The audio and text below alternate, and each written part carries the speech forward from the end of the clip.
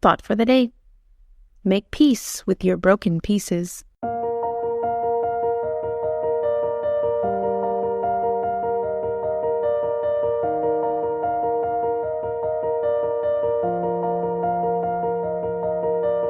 Welcome to 7 Minutes for Yourself.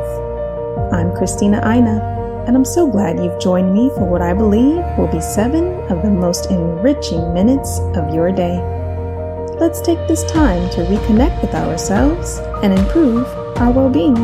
In today's episode of 7 Minutes for Yourself, we're talking about how we use the mental image we have of ourselves to cultivate a life of success. Have a listen. Two images that we have, an exterior image, and we also have an inner self-image.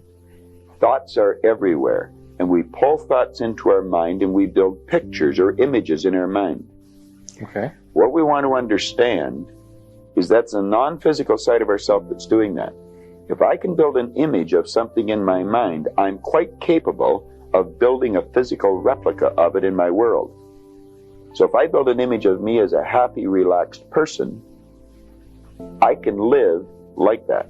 If I build an image of myself as being prosperous, I can become prosperous. Every one of us has an image in our mind of ourself, and it's called a self-image. Too many people don't know much about themselves, and so they don't have a very good image of themselves. And you'll often notice that people will shy away from you. They won't look you in the eye. They'll look down or look up. They'll never try to do anything of any great consequence because they don't think they can. They have a poor self-image. We can do anything, and we should be encouraging a child. Give them a pat on the back rather than a kick. And I believe we should start to think and build images in our mind of what we'd like to do and then set out and do it. Okay. Emerson did that. Edison did that. Marconi did that. Samuel Morse did that. Buckminster Fuller did that. We could go on and on and on. Creative visualization is what we're talking about here.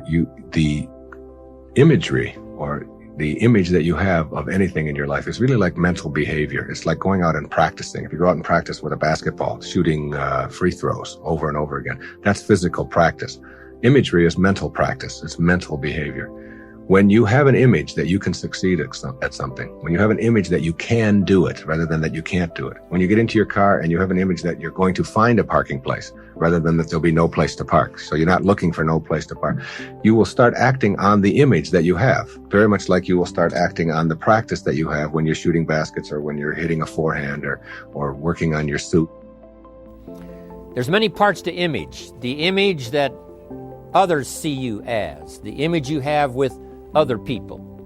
And it's very important how other people see you. If they don't see you as a leader, chances are they won't pay attention. If they don't see you as being in control, chances are they won't have the trust. If they don't see you as knowing where you're going, what you want to accomplish, they probably won't follow. But if people can see you, if you have the image of someone that's in charge, in control of your life, your future, your destiny, in control of the situation, if they see that, that kind of image is powerful. It helps to win the day. It attracts other people. People want to be around people that are in control, that are powerful, but they know how to use their power, influential, but they know how to use their influence. That kind of image is important. But here's a very important image, and that is your image of yourself. The way you dress, the way you talk, the way you think, your capacity for learning, all of that is an important image that you have of yourself. The image that you have that if it needs to be learned, you could learn it. If there's a book that needs to be mastered, you could master it. If there's a skill that needs to be learned, why couldn't you get busy now and learn that skill? That kind of self-image, that I am continually trying my best to be the best I can. Because one of the most important places you have to look is into the future, yes. You got to look into the past, yes. You've got to look around, yes. But one of the most important places you have to look is in the mirror.